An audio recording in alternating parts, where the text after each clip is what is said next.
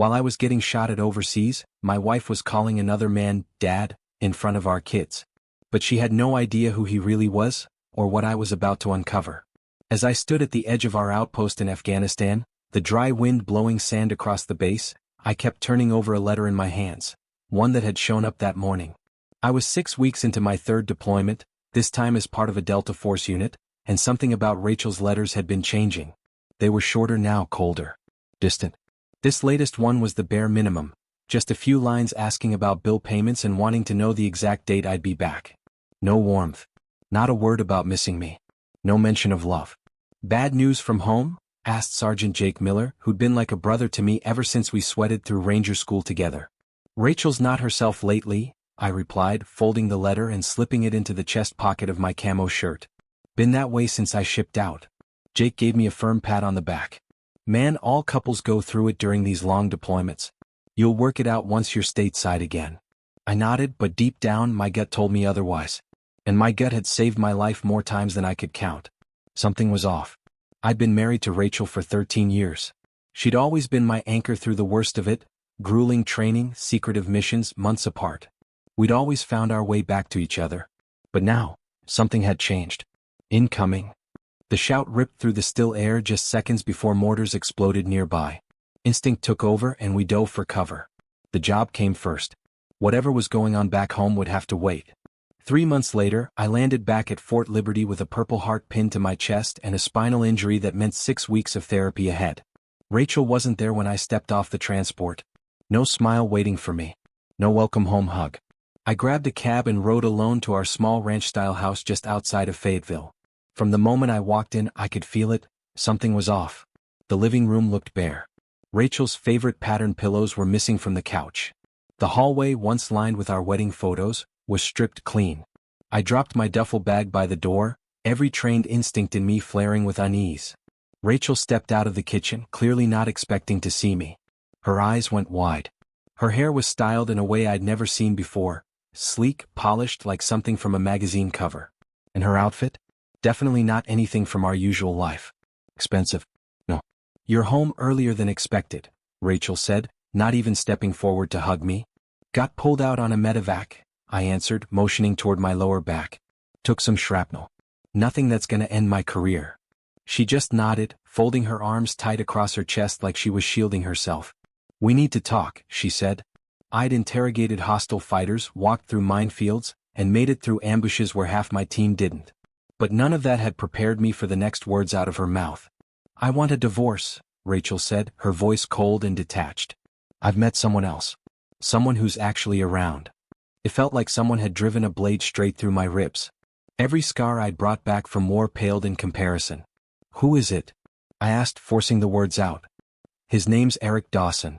He's a defense contractor, she replied, avoiding eye contact. He gets me. He's present. Then she gestured toward the kitchen. The papers are on the counter. I'm staying at his place tonight, figured you'd need some space. She grabbed a small bag and walked out just like that. After she left, I picked up the paperwork. Divorce filing was already in motion. She wanted the house, all our savings, and full custody of our twin boys, who were 7 and currently staying with her parents. The reason listed? My so-called voluntary deployment, and an unstable lifestyle, allegedly unfit for raising children. That night I called the boys. Hearing their voices light up when they realized it was me, it cut through the numbness for a moment. I hung up and stared at the ceiling, the betrayal pressing down like weight on my chest. But something inside me clicked back into place. I'd been blindsided, sure. But I wasn't down for the count. I'd been through worse. I wasn't about to roll over. The very next morning, I got in touch with Mark Harris, a former JAG officer who now worked civilian law. We met at his office, and after going through the documents, his expression turned serious. She's hired Claire Bennett, he said. One of the toughest family lawyers in the state. She wins most of her cases. And the judge assigned? Judge Monroe. Tends to side with moms in custody disputes. I'm not giving up my boys, I told him. Mark leaned in slightly. What did you do in Delta exactly? Your record is almost entirely redacted. I met his eyes. Can't talk about that. But I've got resources. And I've got experience. Over the next couple of weeks, I did everything the court required. I moved into a small, furnished apartment. Showed up for every mediation session. Turned in all my financial paperwork on time. On the surface, I looked like a man going along with the process. But I was preparing for a battle. Rachel and Eric didn't make any effort to hide their relationship. Around town, they were like a couple out of a luxury car commercial. Both driving brand new imports, dining at the trendiest restaurants, always posting photos from fancy getaways. Her social media feed was practically a highlight reel of the life she built without me.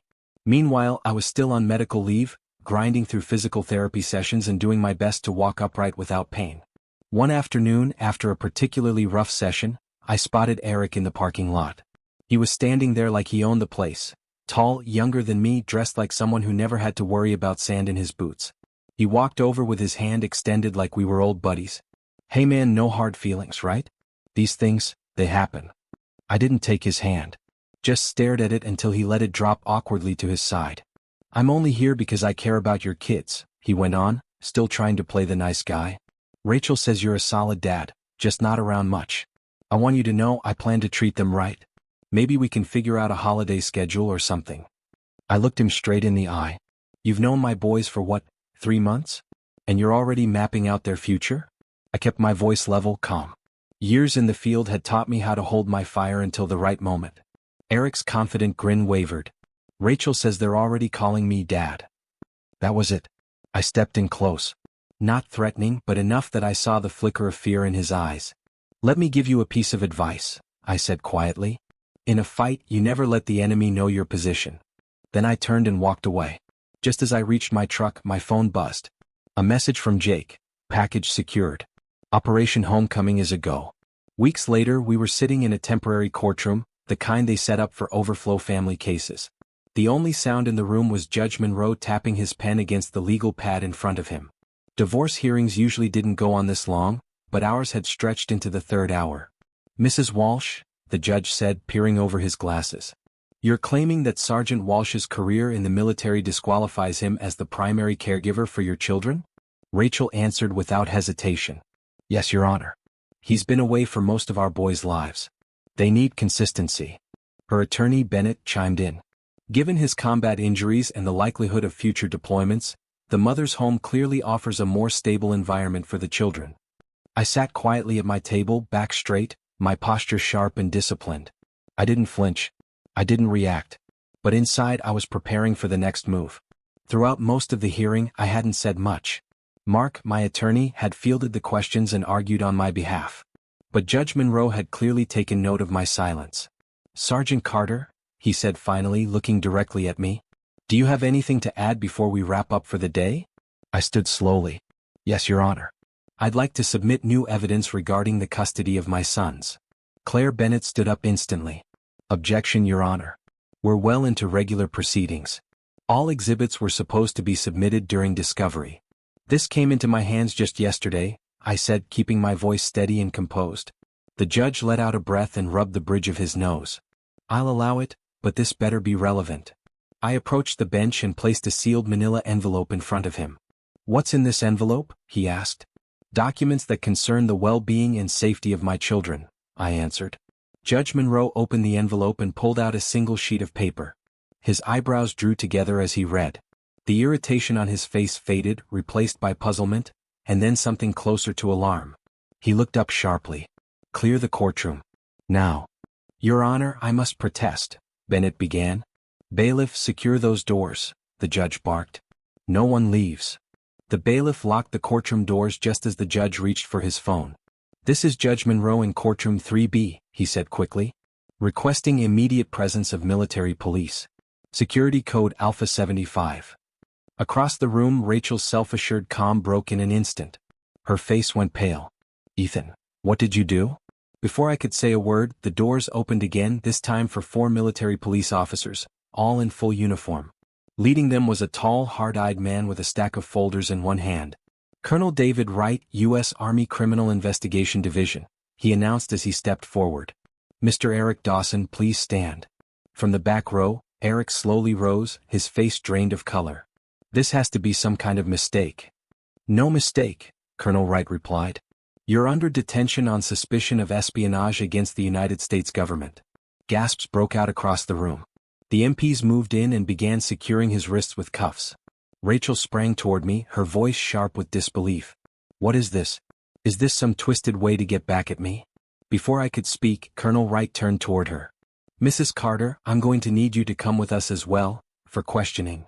This is madness. Rachel shouted as another military police officer stepped toward her. Ethan, tell them this isn't real.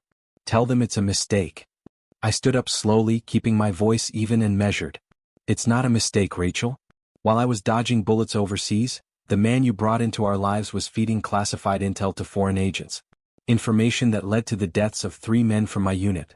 She staggered slightly, her skin going pale. I didn't know.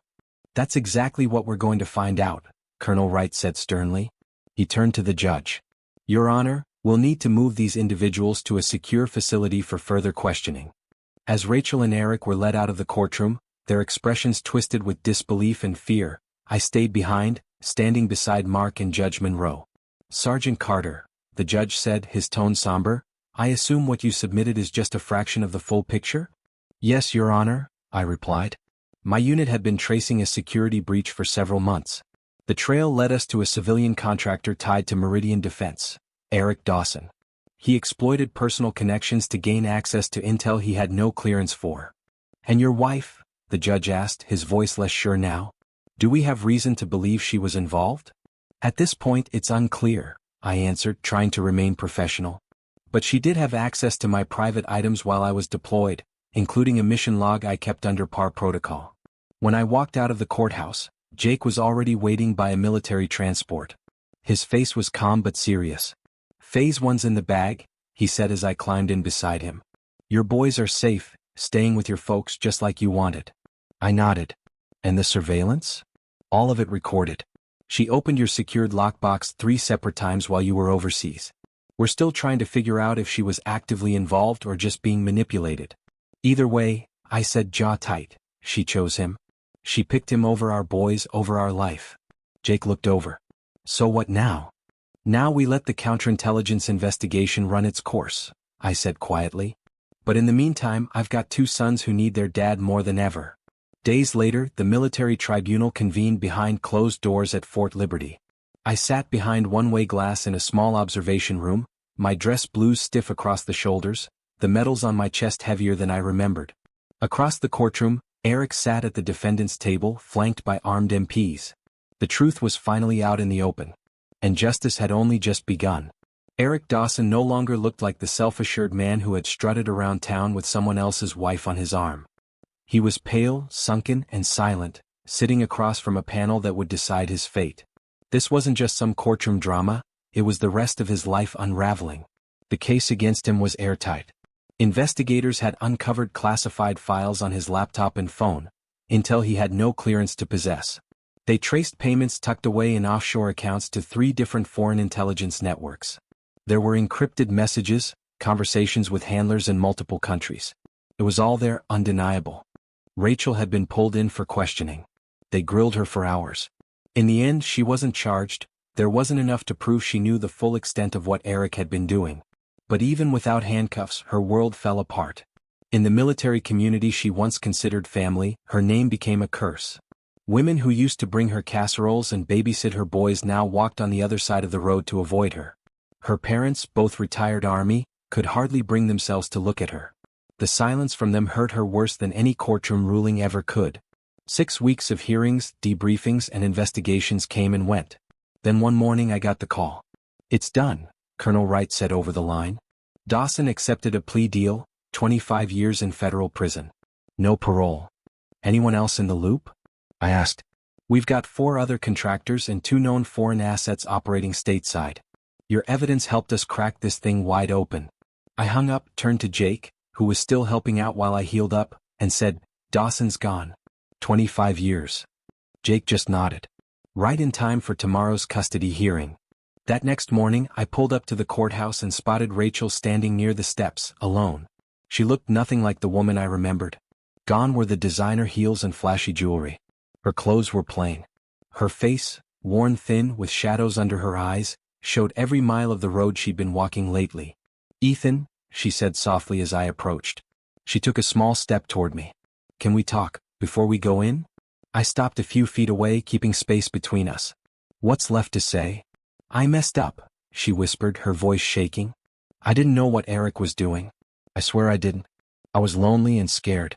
You'd been gone so much and I thought, maybe you wouldn't come back this time. She looked up at me, eyes full of regret. Can we try again? For the boys? For a second I saw flashes of the woman I fell in love with. The one who wrote me letters through boot camp. The one who held my hand before my first tour. The one who brought our twin sons into this world while I was halfway across it in a combat zone. But then I heard her voice again, echoing in my memory. I found someone better. Someone who's actually here. And just like that, the past came roaring back. I found someone better. Those words still echoed in my mind as she stood there in front of me. No, Rachel, I said flatly. We can't. Ethan, please, she said, her voice cracking. You didn't just walk away from me. You didn't just betray me, I cut in, my voice cold and steady. You turned your back on everything I believed in. Everything I was out there risking my life to protect. She reached for another plea. The boys need both their parents. They'll have both, I said. Just not under the same roof. Inside the courthouse, we stood before a new judge, Judge Samuelson, brought in after Judge Monroe recused himself due to the classified nature of the prior events. Rachel's original attorney had dropped her case weeks earlier. All she had now was a frazzled public defender, likely buried under dozens of cases. I had Paul Garner, steady as ever, beside me. The judge flipped through the updated custody reports, his tone heavy with the weight of what he was about to say. I've reviewed the facts of this case in detail, he began. Mrs. Carter, while you've not been formally charged with any crime, your decision-making has raised grave concerns. You willingly exposed your sons to a man now convicted of espionage against this country. Rachel sat in silence, her head down, tears slipping down her cheeks, landing quietly on the table in front of her. Sergeant Carter, the judge continued, turning to me, your military record is not only spotless but speaks volumes about your integrity and responsibility. Your superiors have vouched for your character. And you've already arranged stable child care in the event of future deployments. He closed the file in front of him with a decisive snap. Primary physical custody is granted to Sergeant Ethan Carter. Mrs. Carter will be permitted supervised visitation. The court may revisit this arrangement in the future. Rachel gasped. You can't. Mrs. Carter, the judge warned firmly, this court will not tolerate interruptions. Outside I walked to my truck. My parents were waiting nearby with the twins. As soon as they saw me, both boys ran up, wrapping their arms around my legs, nearly knocking me over. I bent down, ignoring the aching pull in my back, and hugged them close. Are we going home now, Dad? Ethan asked. He was older than his brother by just a few minutes but always seemed years wiser. We are, I said. But it's a new home. I got us a place close to Grandma and Grandpa's. Michael looked up at me, his eyes full of questions. What about Mom? She'll still see you, I told him gently. But from now on you'll be living with me. As I pulled out of the courthouse parking lot, I caught one last glimpse of Rachel in the rearview mirror. She stood there on the steps, alone, her face streaked with tears. But I didn't feel victorious. I felt resolved, steady. Because betrayal, whether on the battlefield or in your own home, always comes with consequences. And sometimes you don't come back the same, but you come back stronger. 3 months later I returned to active duty. My back had healed and I was finally cleared for full deployment. At home, things had settled into a kind of rhythm. My parents had moved into the guest house on my new property, they helped with the boys when I was on base and their presence kept things stable. Rachel's visitation had been bumped up to twice a week, under supervision. The boys went, though it was clear they still didn't fully understand what had happened. How could they? They were just 7. I'd answer their questions when they were old enough to really understand. On my first day back on base, I found Jake waiting outside the unit HQ. Got something you're gonna want to hear, he said. What's up? Rachel's filed an appeal, he said. She wants the court to revisit the custody arrangement. I didn't even blink. Let her. You're not worried? I checked my watch. No. Got a meeting with the commander. Inside, Colonel Wright greeted me with a firm handshake. Welcome back, Carter. Civilian life treating you okay? I'm ready to be done with it, sir. Good. Because we've got something that might be right up your alley. He slid a manila folder across the desk toward me. Special Operations Task Force. 6-month deployment. Foreign intel networks. We're talking real targets, ties to the same group Dawson was working with. I opened the folder. Eastern Europe? Right. Some of the same players involved in your case are operating over there. We want someone who knows the game." I hesitated for a moment. "What about my kids?" "We've accounted for that. Your parents will have temporary guardianship while you're gone. And Judge Samuelson has already been briefed. He knows this mission is tied to the national security case that affected your family. Rachel's appeal has been tabled until you return." I nodded once and closed the folder. "I'm in." On my way out of the building, my phone buzzed. It was a number I didn't recognize, but I didn't have to guess who it was from. "This isn't over. You've ruined my life. I'll get my boys back. D." I stared at it for a second, then hit delete. She still didn't understand. She had made her choice. So had I. Some betrayals cut too deep. Some bridges, once burned, aren't worth rebuilding. The next day, Rachel showed up for her scheduled visit. Instead of me, she found Jake waiting at the community center entrance. "Where are they?" she asked, her voice rising. "Sergeant Carter asked me to let you know," Jake said calmly. "Today's visitation is canceled." "You can't do that," she snapped. "I have a court order." Jake didn't flinch. "And the court has approved a temporary hold. Your appeal's pending. Until then, visits are at his discretion." She stood there, stunned, as the door closed behind him. Jake handed her a sealed envelope before turning to leave. "This is a copy of the amended custody order," he said. "Signed by Judge Samuelson this morning. Your ex-husband has been deployed on a classified operation. Until he returns, any visitation requests need to go through his parents." Rachel snatched the envelope and scoffed. "How convenient. He vanishes again and I'm stuck begging for scraps of time with my own kids." Jake paused, his voice turning cold. "You picked a traitor over a man who risked his life for his country. That choice has consequences, Mrs. Carter." As he walked away, she called out after him, her voice sharp with bitterness. "Tell Ethan this little crusade of his won't last. The boys won't stay loyal forever. They'll grow up and see things for themselves." Jake stopped, turned slowly, and met her gaze with a level stare.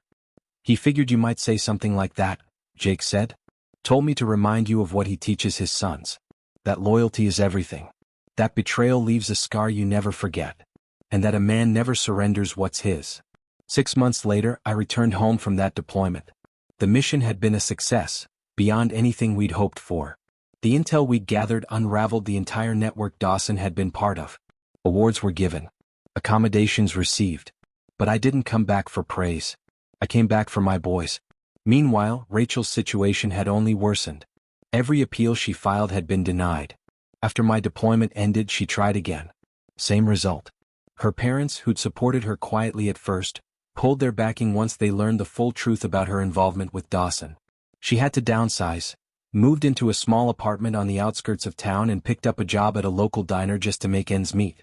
When the boys turned 8, I threw a party for them at the new house. Our backyard was filled with the sound of laughter, school friends running wild, balloons tied to the fence, barbecue sizzling on the grill. A few military families came too, folks who'd stood by me through everything. Michael was the first to spot me setting up the cake and ran over, wide-eyed.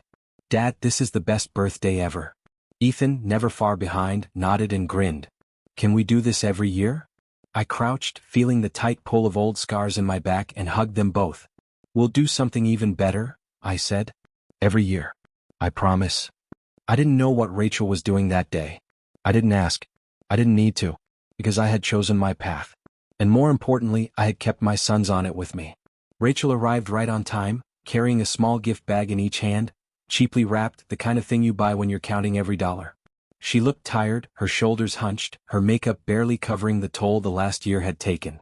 I stood on the deck, watching from a distance as she approached the boys. Their interaction was stiff, the kind of awkward that's hard to watch. They accepted the gifts with polite thank yous, but there was a distance now, a space she'd created the day she walked away from all of us. Then she looked up and saw me watching. Her eyes met mine across the yard, filled with something that wasn't quite hope. It was more like a silent plea, asking not for reconciliation, but for a sliver of grace. For some hint that maybe, just maybe, the war between us could end. I didn't give it to her. I turned away and walked back into the party, where my boys were laughing, chasing balloons, surrounded by people who loved them without conditions. Because some debts go too deep. Some cuts never truly close. And I've learned after everything that I can forgive a lot, but I never forget the ones who tried to take what was mine.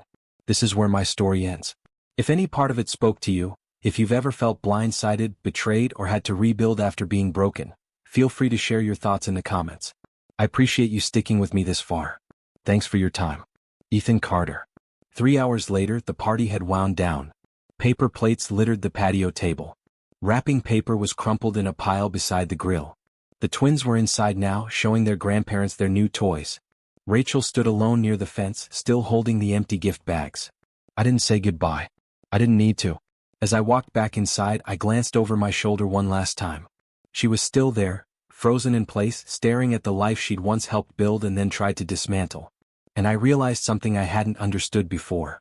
Forgiveness isn't always about letting someone back in.